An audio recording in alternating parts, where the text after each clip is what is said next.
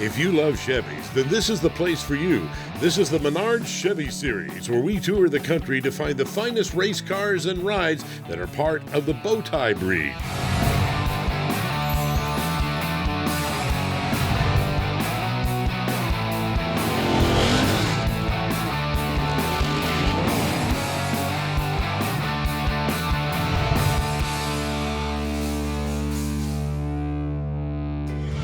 Welcome, ladies and gentlemen, to a series of events, the Menards Chevy series. We'll kick off our first event in beautiful South Florida with Chamber of Commerce weather. Now, what exactly is the Menards Chevy series? Well, as it says, it's all about Chevrolets. Camaros, Chevelles, Chevy 2s, Corvettes, you name it. There is one exception. You can have another body car as long as it is what they call a conversion. That is a Chevrolet engine. They have many classes here in the car show, and they have special awards we'll be presenting during the show right here. In addition to the car show, they have a drag race going on the quarter-mile drag strip here at Palm Beach International Raceway, just a few miles outside of Jupiter, Florida.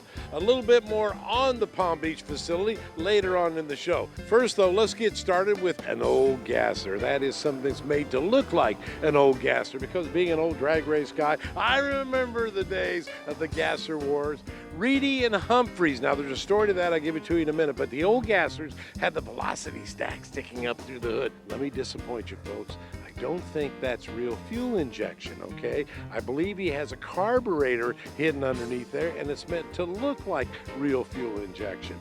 Just like this ignition system is meant to look like an old Vertex Magneto, but it's not really. It's a standard, ordinary distributor. He also has the big, wide cheater slicks on the back. Really a neat car, meant to look like it came out of the era of the gasser wars.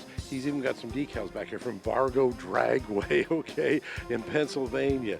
He's got the sun tack added on right up here, just like they would have done back in the days of the gasser wars. Reedy and Humphreys, and he explains that this car was built in honor of his father, Lieutenant Colonel James Reedy, who was in the United States Air Force, passed away in 2006. They purchased the car new. It was a fuel-injected Corvette in October of 1961. He came from Briner Chevrolet in Jenkinstown, Pennsylvania. Now, Dad always wanted to keep the car stock original, like that. But, you know, being a young man, of course, the son wanted to make it into a gasser. So after Dad passed away, he says, "Rest in peace, Dad. Sorry, in heaven, there are no gas classes." So that's why we make them here. Time now for this week's Rock Auto Restored Award. Our Rock Auto winner this week, a 1973 Corvette that belongs to Norm Goodman. It's a show car, but it's also a race car. I put the hardtop on it, makes it legal up to 1150s, and that's where I'm at. The judges love it. I leave the little rubber on the back of the quarter panels. I actually won first place up in Gainesville a few years back. They saw that I actually raced the car and put it in the show. This bright yellow, I really like it, but I don't think that's a stock Corvette color. It's actually Fruhoff yellow. Basically, I saw it on a magazine cover and called up the magazine and found out the car information and dug that out. No kidding. Where did you find this car? I went up to New York for a friend's wedding. I was shopping for a Corvette and saw it up there, and it was sitting in some guy's backyard and looked good from 20 feet away. It had new paint on it, new top and tires. Interior was trash. The engine was a station wagon motor in there, and everything of the car ran good and so forth. But when I brought it back home, drove for a little bit, took it off the road, redid the interior, and put a crate motor in it at first. Wasn't quite enough after a year or two. Had a engine builder, a friend of mine, HBR Competition Engines, build me a nice 383 stroker. Thing runs great. Now, folks, this is real Cal induction right here. This actually works. There's no flapper that operates on vacuum like on the Chevelles and stuff. But he brings cold air right here, has it trapped to his open element air filter from K&N. It's a little over 600 horsepower. Runs 1150s right at the track right here. Whoa. Yeah, right on pump gas. It's a great little car. The buttons on the Momo steering wheel right here are actually just horn buttons, not nitrous oxide, not a line lock, not a tranny brake. He does have a line lock. Remember, he drag races this right down here on the custom shifter. You see the line lock right there. Oh, I drive it as much as I can. Yes, most of the fun of it. It's very reliable. I got a 700 R4 transmission in there with a full manual valve body. It's got a set of 410 gears. So it works good at the track, and I'm cruising on the highway. Incidentally, Norm loves the sound of that V8 motor. No mufflers in these side pipes, folks. She really roars. They're like straight pipes coming out the side. Now that's very cool. When we come back to the Menards Chevy series, we'll introduce you to an A-body that belongs on the A list. Stay with us.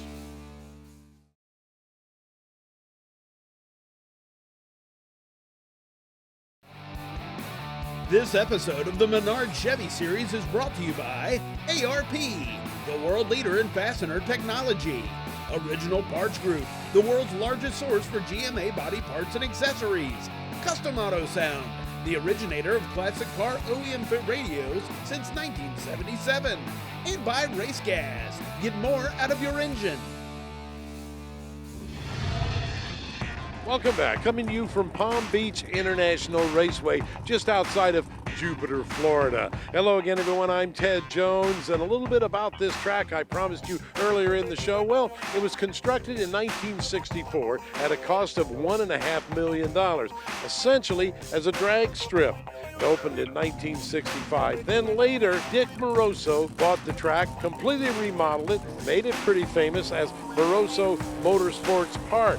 Then later on in 2008, it returned to its original name, Palm Beach International Raceway. And IRG did a complete facelift on this track. New concrete walls, all sorts of safety improvements, great lighting system, new timing system. Now it also consists, of course, of the quarter-mile drag strip that it's most famous for, but it has a 2.04 sports car course with 11 turns. It has an 0.8 of a mile WKA karting track. It also has a mud bog. In addition to that, they have a racing school, a driving instructor school for teenagers, and they do IndyCar testing. Speaking of testing, a lot of the IHRA and NHRA drag racers rent the facility in the off-season because they like this track, because of its exceptional concrete, smooth surface. Let's get back now to some more of our producer's choice. Folks, it's an SS 454, 450 horsepower. It was called an LS6. That was the engine option, the most powerful motor General Motors ever made. What's the most popular Chevelle ever made, according to all the surveys? The 1970 model. Everybody liked the lines. What were the most popular colors? Red with black stripes. That's why we picked out Bill Coffey's beautiful 1970 Chevelle, complete with the cowl induction and everything that's absolutely correct on this. All the safety numbers, all the part numbers, the cowl induction that actually works and seals up here. He did it all perfect. I bought the car in 1982 for $900. No! Yes. Now, you know, someone once said there are more LS6 450 horsepower Chevelles now than they actually made. But folks, here's the original window sticker. If you look real close, the price of this car back in 1970, $4,780. Now let's check out the Original Parts Group Award winner.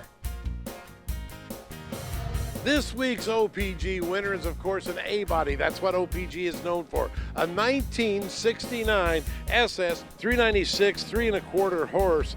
And believe me, Michael has done an outstanding job of restoring it to original stock condition. Well, I found this car on the internet. It was at a broker in North Carolina, and I flew up to take a look at it, and within a week it was in my garage. Was it all restored, or did you do that? Well, you know, it was restored pretty nicely, but it wasn't quite to this level. So it took me some time, a lot of research, and a lot of money to where it's in this pristine condition.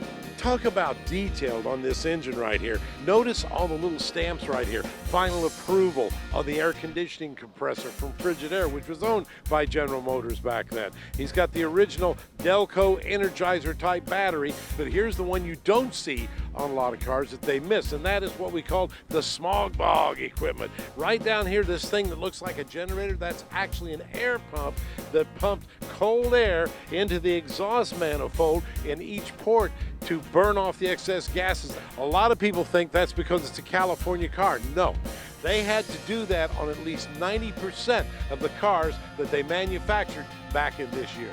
Is that the original color? Yes, it is. It's Le Mans blue and white convertible top, white interior, factory air conditioned, well option car. Did you have to redo the paint on it? We did. We redid the paint. We stripped all the old paint off, went over all the panels, make sure they were rubbed out right, and painted it up. Well, everything's correct. The wheels, you've even got the polyglass tire. That's the way it rolled out at the Baltimore assembly line. And you talked to the people at OPG a lot. Yeah, we had to replace some of the weather strippings. They had everything that I needed and fit right in. The trim tag tells us this was built the second week of January. Now, when they were building the cars in the early days, they had these special chrome-plated exhaust tips that really looked great. Only one problem. Water would collect and they would rust out. So General Motors discontinued them. But to make this car a perfect restoration because it was built so early in 1969, Michael had to find them, put them on. Well, another one of our producer's choices is 2005 Chevrolet SSR, but I bet you've never seen one like this. A very unusual paint job. Do you drive it on the street at all? Yeah, it's got 26,000 miles on it, but when it goes over 50 miles to a show or something, it goes into an enclosed trailer because of the butts. It's an old paint job. These wheels he had custom made to tie in with the color scheme and everything like that. Absolutely gorgeous. Then, if you go to the engine compartment, that's a whole nother story. We took all the plastic off and had to redesign it. It comes with no fan. It's a LS2 Corvette engine with a Corvette drivetrain and rear end from 05 Chevrolet. Now, the heat dissipates because he said this is all stainless steel. It moves back here to the back and actually comes out through this vented area right here that he had designed. We had an engineer from American Car Craft design it so that the airflow would go from the front all the way up through the back, so I can run with it all attached, just like a plastic would dissipate the heat. And the tail lights is kind of old school. They called this Frenching back in the day. The tail lights have been Frenched. These lenses out of a 1962 Chevrolet. You know, most of the initials on Chevrolets, Cadillacs, GTO, Pontiacs, and everything stood for something. SSR stood for Super Sport Roadster, so he took this emblem off of a 1962 Chevy Nova Super Sport. We've still got more of the Menards Chevy series still to come, including an eye-catching green machine from the fabulous 50s. We'll be right back.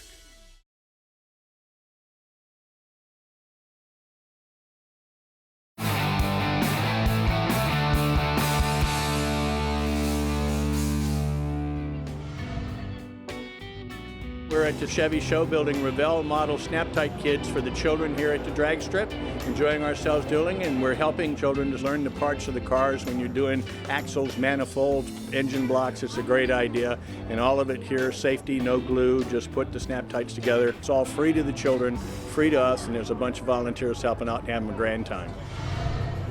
This producer's pick belongs to Glenn Travers. It's a 1970 El Camino. Now, you remember the 70 Chevelle earlier in the show? The age-old argument, is it a truck or is it a car? This is like the Chevelle. It's even red with black stripes, which is the most popular color. But he did change some things underneath the hood. For instance, it didn't come with red valve covers. It didn't come with a red radiator hose. It did not have a chrome alternator on it. The brake booster, the master cylinder have all been changed out because he wanted to make it his. Small block, but I made it a 383 stroker. Put the 400 crankshaft in it, oversized pistons, and it got me 450 horse on the dyno. And coupled to that engine, a turbo 350, but it's a little different. It's a built 350 turbo, but I added a gear vendor unit on the back of it, so it made it from a 3-speed into a 6-speed. It's kind of like an overdrive. Yes, it reduces the RPM about 750 on the top end. He's redone the dashboard with custom gauges, again, to make it his. The seats are swivel buckets, and I got them out of a 73 Malibu. Those wheels look original. Oh, I love them. I got these wheels as a birthday present to myself. The original wheels were like 14-inch, and these are 17s. He has named it the Texas Edition, and his license plate tells the entire story. Hot Camino. Now, probably the second most popular Chevelle, besides the 1970, is the 1969. And in the El Camino, SS 396 rules the roost. This is a beautiful example right here that belongs to Jay Bernard. But when you go to the engine compartment, folks, you're not gonna believe what he's done there. Well, it started several years ago, like 25, and we got tired of the stock. And I pulled the engine and chromed every part that was chromable, and then made billet copies and polished the aluminum from the factory until we got what you see here today. Yeah, some of the plastic was chrome. Yeah, the plastic is a process that everybody knows about. They just don't think about it. It's the same as the knobs in your car. It's called vacuum plastic plating. So we chromed every plastic part that are all stock parts. There's nothing in there other than a few copied billet parts that's not stock. And we put it all back in the original location. Everybody comments about this rich, beautiful color. Yeah, we picked that from the Corvette color palette from 1969 called Dark Teal, and we put 2 pearls and a metallic in it to get it to pop out. Time now to take a look at our Duracell Copper Top Award winner. And this week, our Duracell Award goes to Steve Wooster, his beautiful 1955 Chevrolet truck. I've always liked trucks. Everybody's got a 3-window coupe or something like that, or a Camaro. I just like the trucks. Was this a rusting down out behind the barn deal? Not necessarily. This truck's been getting rebuilt since the 70s. It already had a Nova front clip on it when I got it, but other than that, it was a bunch of boxes, like the rubber weather stripping and everything. With 1979 shipping dates, had already gone bad in the box. I definitely built it from the ground up. Small block Chevy, the 350. Nice driver. And I was going to ask you that. When you drive it, you get a lot of looks? All the time. Thumbs up, people videoing it going down the road, rolling their windows down, letting their kids hang out and look at it. And this color, boy, this is one loud green. It's 2012 Dodge Charger Gecko green. The color would pop like 2 miles off, so it's kind of a no-brainer. The rest of the drivetrain, the tranny rear end? Transmission's a 350. It's got a 12-volt posi rear end. It's got tubular AR front end, drop spindles, disc brakes, everything that new cars have basically. Bluetooth, hands-free phone, 7-inch DVD player, air conditioning, power steering, tilt wheel. How many miles have you put on? I put 12,000 miles on it last year. Wow. I drive it a lot. I drive it down to Key West a lot. We have a place in Alamorada. I go there a lot. Drive it to Orlando. I've had it at Georgia. I've had it, a lot of places. And you like to put it in competitions like here at this show? Yeah, I love doing that. If somebody comes in that's been on a trailer all his life, it's a little difficult to compete with them because I have rock chips and things, but you just got to keep fixing it. The interior very clean, all the latest up-to-date things like that. And what's up with that shifter head? It's actually a pinstriping brush with a tiki face carved in it, and its ponytail is the pinstriping brush. We'll be back to the Sunshine State in a moment with another sweet ride on the Menards Chevy Series.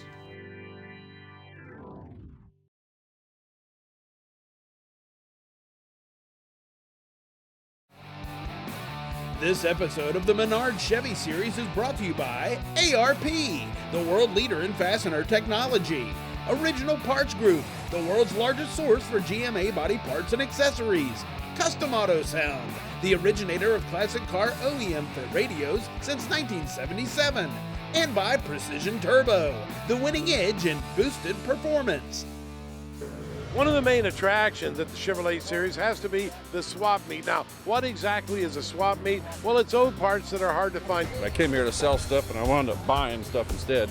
I got valve springs, I got connecting rods. Some harness for a project for my son and I are working on. We also got some ignition box. You can't imagine a whole quarter-mile row of rare things. Some of this stuff actually came off of Chevrolets you'd want to put on a Chevrolet. Some of it is new stuff. Some of it is stuff you're building a race car, like how about a blower belt? This is like 30 some odd years of messing with race cars. Last year we were here and we brought out a Camino. This year it's actually parked right now, so we're working on it. So I came with my wife and my 2 children to have a good weekend. I ain't taking too much back. That's why I got my sign here. The end of the day sign. Swap meet will make you crazy. Well, folks, they didn't have very many street rods here, so we picked this one out. 1934 Ford, owned by Connie Childers. Now, to be in this show, you had to have a Chevrolet engine, and she's done that. Small block Chevy engine, tucked in nice right there. Electric fan, got some lights right back here to light it up for night display, I would suppose. Looks like a low-car dipstick. Inside, a nice low-car shifter, some low-car pedals. Typical street rod setup right here with the tilt steering wheel, air conditioning. Here in back, the trunk is all finished off. and she's moved the battery back there, and it's a beautiful mint green color. I like street rods. Oh, look at the color of this beautiful full-size Chevrolet Impala SS. This gorgeous beauty belongs to Eugene Selby. It's a 1967 model with a 396. Now, the really hot ones had 427s, but this is a real collector item, folks. 396, 325 horsepower. He's done a nice job in restoring it. No, you wouldn't have had a chrome alternator. He did that to make it his and put a little splash on.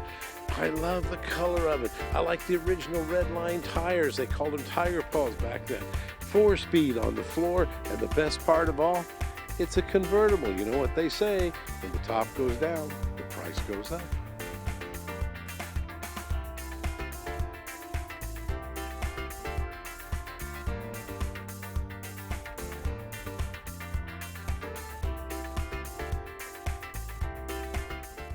Our final award is from Minties, available at Menards, along with other fine True Science products.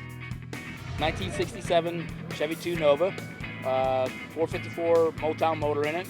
You know, just custom from head to toe. Where did you get the seat? 60-something Corvette. Did you build the console? Yes, the console's custom built. Okay, now, you don't own the car. What did you do? I help manage the car, work on the car. It's got air ride system. It's got a 400 tranny in it, tubbed in the rear, mini tub, street driving car. Runs on 93 octane, so it's a good running car. Where did you find the color? Sunburst orange. PPG. So it's not off any particular car? No. Okay, how long have you had the car?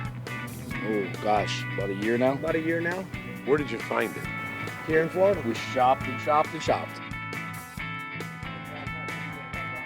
So that winds up this edition of the Menards Chevy series, and congratulations to our special award winners.